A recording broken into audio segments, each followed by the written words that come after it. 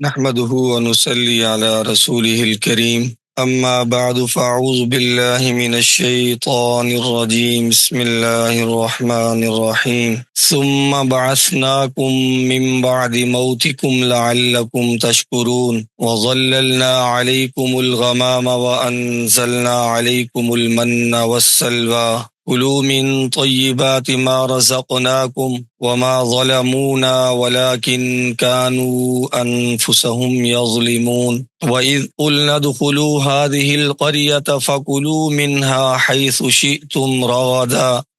شئتم رغدا وادخلوا الباب سجدا وقولوا حطة نغفر لكم خطاياكم وسنزيد المحسنين صدق اللہ العظیم۔ معزز سامعین کرام، ترجمہ دیکھ لیں۔ ثم بعثناکم، پھر ہم نے تمہیں زندہ کیا، من بعد موتکم، تمہارے مرنے کے بعد، لعلکم تشکرون، تاکہ تم شکر ادا کرو، وظللنا علیکم الغمام، اور سایہ کیا ہم نے تم پر بادلوں کا، وانزلنا علیکم المن والسلوى، اور نازل کی ہم نے تم پر کھیر اور بٹیرے، کلوا من طیبات ما رزقناکم، کھاؤ ان پاکیزہ چیزوں سے جو ہم نے تمہیں رزق دیا، وما ظلمونا، اور انہوں نے ہم پر کوئی زیادتی نہیں کی، ولیکن کانوا انفسہم یظلمون،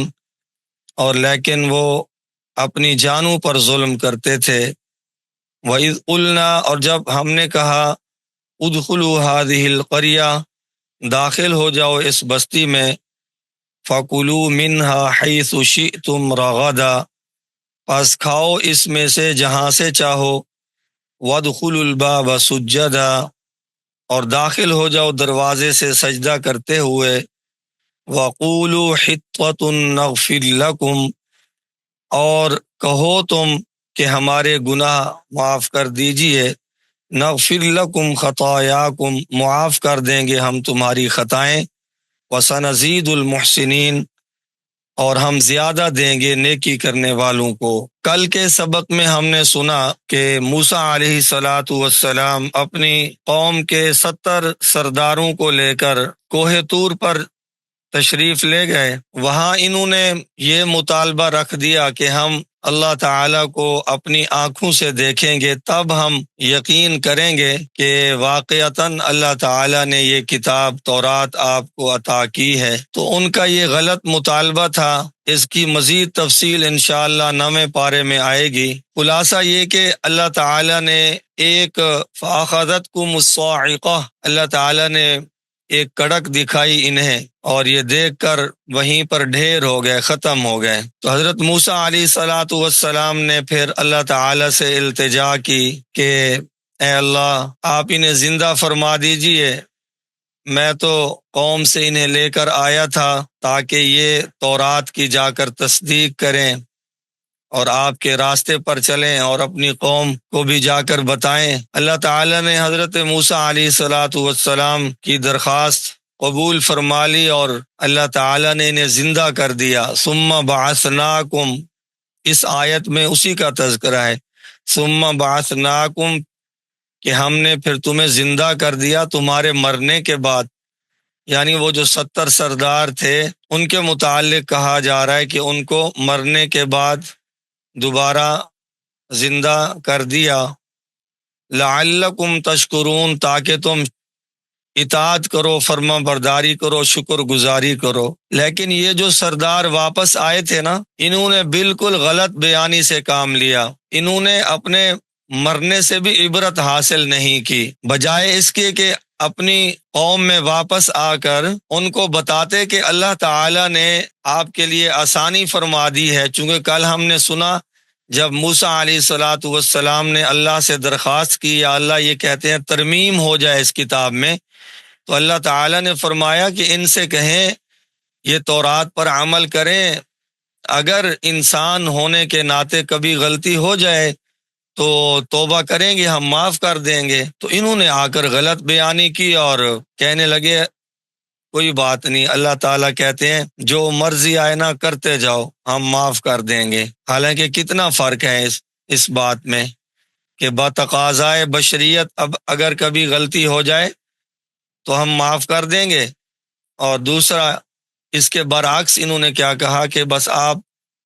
ضروری نہیں ہے اس پر عمل کرو، غلطیاں کرتے جاؤ اور کچھ بھی نہیں ہوگا۔ تو شکر گزار بننے کے بجائے یہ الٹا تکبر میں آئے۔ وَظَلَّلْنَا عَلَيْكُمُ الْغَمَامَ، تو اس کو وہ جو غلط بیانی کی تھی اس کے متعلق بھی اللہ تعالیٰ نے دوسری جگہ فرمایا یحرفون الکلم، کہ وہ اللہ تعالیٰ کے کلام کو انہوں نے بدل دیا تھا۔ اللہ تعالیٰ نے کچھ کہا اور انہوں نے قوم کو کچھ آ کر اللہ کا پیغام دیا۔ انہوں نے آ کر کہا کہ اللہ نے فرمایا ہے عمل ہو سکے تو کر لینا، نہ ہو سکے تو نہ کرنا، میں معاف کر دوں گا۔ حالانکہ اللہ تعالیٰ نے تو فرمایا تھا کہ اگر بتقاضائے بشریت کوئی غلطی ہوئی تو میں معاف کر دوں گا۔ ان کی تمام تر گستاخیوں کے باوجود اللہ تعالیٰ نے پھر بھی انعامات سے نوازا۔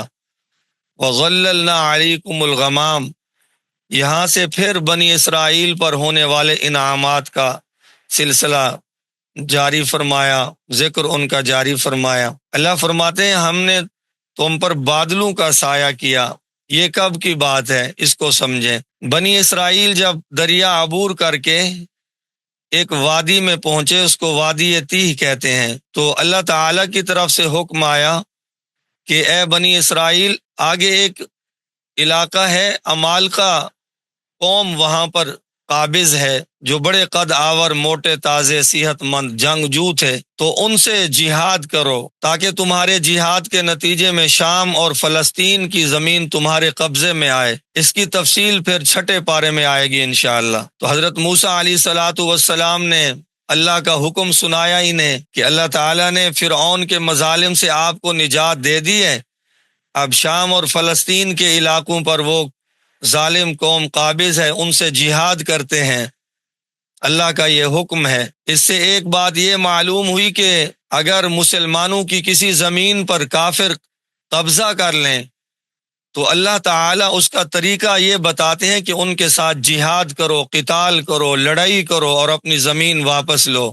آج کل ہمیں کفار نے مذاکرات کا جھانکا دے رکھا ہے اور مذاکرات کے ذریعے سے مسلمانوں کو کمزور کرتا ہے، حالانکہ اللہ تعالیٰ نے اپنی زمینیں واپس لینے کا ایک ہی طریقہ بیان فرمایا کہ لڑو ان سے۔ تو یہ بنی اسرائیلی کہنے لگے ان فیہا قوما جبارین، کہ وہاں تو زبردست قوم ہے، جنگجو لوگ ہیں، وَإِنَّا لَن نَدْخُلَهَا حَتَّى يَخْرُجُوا مِنْهَا، بے شک ہم اس زمین میں داخل نہیں ہوں گے، ہاں اگر وہ خود وہاں سے نکل جائیں تو پھر ٹھیک ہے، مزے کرنے کے لیے چلے جائیں گے، جان نہ دینی پڑے، لڑنا نہ پڑے اللہ کے راستے میں، موت نہ آئے اللہ کے راستے میں، کسی کافر کو قتل کرنے کی نوبت نہ آئے، وہ خود نکل جائیں۔ بھلا ایسے بھی ہوتا ہے؟ فَإِن يَخْرُجُوا مِنْهَا فَإِنَّا دَاخِلُونَ، اگر وہ وہاں سے نکل جائیں تو ہم فاتحانہ انداز میں داخل ہو جائیں گے۔ اس سے بڑھ کر انہوں نے حضرت موسیٰ علیہ السلام کو یہ بھی جواب دیا، فَاذْهَبْ أَنْتَ وَرَبُّكَ فَقَاتِلَا، کہ موسیٰ آپ اور آپ کا بھائی تم دونوں جاؤ، فقاتلا تم جا کے لڑو، انا ہاہنا قاعدون، ہم تو یہیں بیٹھے ہیں۔ آج اللہ تعالیٰ معاف فرمائے وہی بنی اسرائیل والی باتیں آج ہم مسلمانوں میں آ گئی ہیں۔ آج جب بھی قتال کا موقع آتا ہے، اللہ کے دشمنوں کے ساتھ لڑنے کا موقع آتا ہے، تو بنی اسرائیل والے شبہات پیدا کیے جاتے ہیں کہ نہیں جی ان کی تو اتنی طاقت ہے، اتنی پاور ہے، ہم کیسے لڑیں۔ اللہ تبارک و تعالیٰ کو علم تھا، بخوبی علم تھا کہ وہ قوم عمالقہ سخت جنگجو ہیں، طاقتور ہیں، اس کے باوجود اللہ تعالی نے بنی اسرائیل کو فرمایا تھا لڑو ان کے ساتھ۔ تو اس کا مطلب ہے دشمن چاہے جتنا طاقتور ہو، ہم بس اللہ تعالی کی مدد اور نصرت کے سہارے لڑتے جائیں گے۔ یہ صحابہ کرام کا طریقہ تھا۔ انہیں رسول اللہ صلی اللہ علیہ وسلم نے جہاں قتال کا حکم دیا، آپ ٹوٹ پڑے صحابہ، انہوں نے بنی اسرائیل کی طرز پر کوئی بہانے نہیں بنائے۔ تو اللہ تعالیٰ نے پھر سزا دی ترک جہاد پر، یہ جہاد کا چھوڑ دینا اتنا بڑا گناہ ہے، اللہ تعالیٰ نے اس کی نقد سزا دی۔ تو اللہ تعالیٰ نے ان بنی اسرائیلیوں کو اس وادی میں محصور فرما دیا، وادی تیہ میں 40 سال تک اس میدان سے، اس جنگل سے نکلنا ان پر حرام کر دیا گیا۔ اور یہ ہزاروں کی تعداد میں تھے، بوڑھے، بچے، جوان، مرد، عورتیں سب ان میں شامل تھیں، اور 40 سال وہاں رہنا تھا۔ تو کس چیز کی سزا ملی؟ ترک جہاد کی، جہاد سے منہ موڑنے کی نقد سزا ملی ہے۔ اور آج امت مسلمہ کو جو سزائیں مل رہی ہیں یہ بھی ترک جہاد کی سزائیں ہیں۔ پوری دنیا میں مسلمان مظلوم ہیں۔ جناب رسول اللہ صلی اللہ علیہ وسلم نے فرمایا تھا، اذا ترکتم الجہاد فسلط اللہ علیکم الذلہ، جب تم جہاد چھوڑ دو گے اللہ تمہارے اوپر ذلت مسلط کر دیں گے، جب تک جہاد کی طرف واپس نہیں آؤ گے۔ اللہ تعالی ہمیں سمجھ عطا فرمائے کہ ہم صحابہ کے نقش قدم پر چلیں، بنی اسرائیل کے نقش قدم پر کیوں چلتے ہیں؟ اللہ تعالی نے ہمیں صحابہ کے نقش قدم پر چلنے کا حکم فرمایا ہے۔ آپ دیکھیں گے اسی پارے کے آخری رکوع میں انشاءاللہ۔ بہرحال یہ وادی تی میں تھے، یہاں پر بالکل چٹیل میدان تھا، معمولی سے کوئی درخت ہوتے تھے، دھوپ وہاں شدید پڑتی تھی، مکان بھی وہاں نہیں بنا سکتے تھے، باہر سے کوئی چیز لا کر سائے کا انتظام بھی نہیں کر سکتے تھے کیونکہ وہاں سے باہر جانے کی اجازت نہیں تھی۔ پھر بھی اللہ تعالیٰ کی مدد شامل حال ہوئی اور بادلوں کے ذریعے ان کے لیے سائے کا انتظام فرمایا۔ جو ہی سورج چڑھتا سایہ ہو جاتا، سورج غروب ہوتا سایہ ختم ہو جاتا۔